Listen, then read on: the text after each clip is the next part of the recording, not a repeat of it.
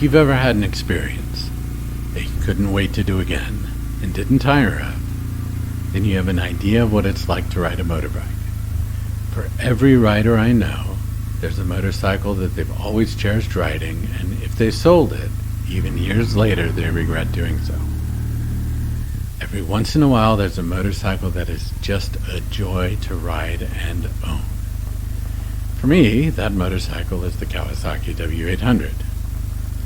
Upon first glance at the bike, from the right side if you're sitting on it, the first standout feature is the beautiful bevel drive camshaft and a gorgeous parallel twin air-cooled engine.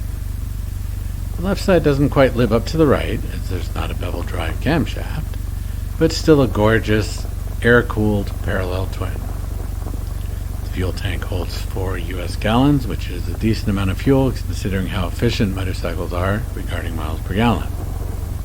There are a lot of accessories and modifications that can be made to the W800, including from WeBike, Omega Racer, Kawasaki, and then of course other universal mods, bar risers, different batteries, chains, etc., and some highly specialized modifications like Corbin saddles and Viking bags with quick mounts, which are included in the purchase.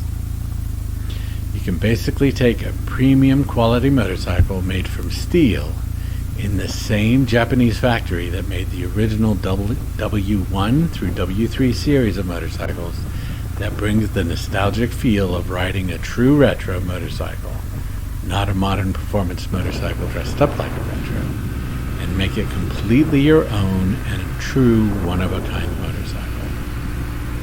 I'd like to cover some of the arguments against the W800 real quick.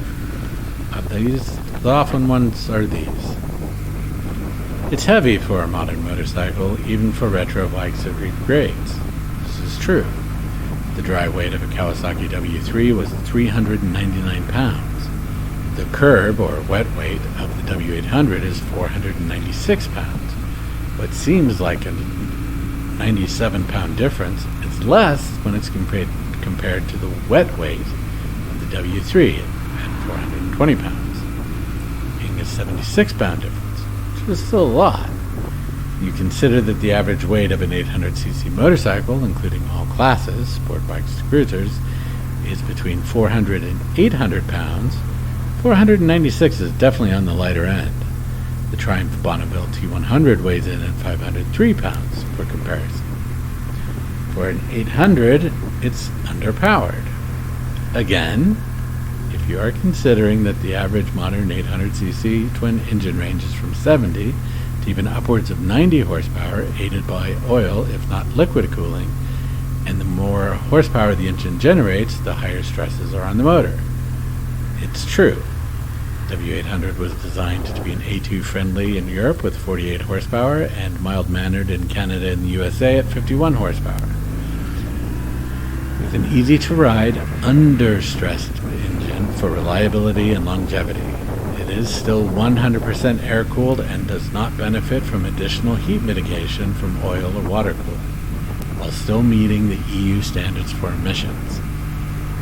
A good mild performance street car is considered to have good power-to-weight ratio of 10 pounds for every 1 horsepower. At 500 pounds and roughly 50 horsepower, rounding, the W800 fits nicely in this category. A normal street car has an average of 20 pounds per 1 horsepower. A sports car should have a power-to-weight ratio of 8 pounds per horsepower, and a premium sports car should have 6 pounds per horsepower. And HRA top fuel dragsters have 1 pound per 4.3 horsepower. Let's talk about massively overpowered vehicles. The other one is it's so expensive for a modern retro. True, if you're comparing it to, say, Royal Enfield. The Kawasaki W800 costs around $10,000 US, which seems like a lot until you consider that the W is crafted from quality materials, including steel for fenders and gas tank too. This isn't a plastic or cheap alloy recreation, this is the real deal, and still made in the same factory in Japan where the original W series was, not in Thailand, India, or China. If If you read through the comments in the videos of the W series on my channel, you'll see a lot of comments like these. It's my favorite motorcycle in my stable.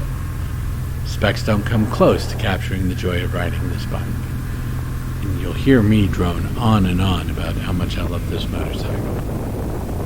The feeling I get while riding my W800 is the same feeling I discovered in my youth when I got my first big bike. At the time, anything over 700 cc's was big, unless of course you were talking about Harley Davidson. There's the sensation of freedom, the joy of the sound of the pea shooter exhaust, and the 360-degree true parallel twin motor. The wind, smell, and temperature variations as this modern retro, even with fly screen, is basically zero wind protection. I do wear a full face helmet because I'd rather like to keep my face intact in the event of a crash or an impact with a rather large nasty bug or stone rocks. If you find a Kawasaki W series in a showroom, do yourself a huge favor and take a time for a test ride. It may just be the bike you've been looking for and didn't even know it. Keep the shiny side up, rubber side down, and keep it wheel.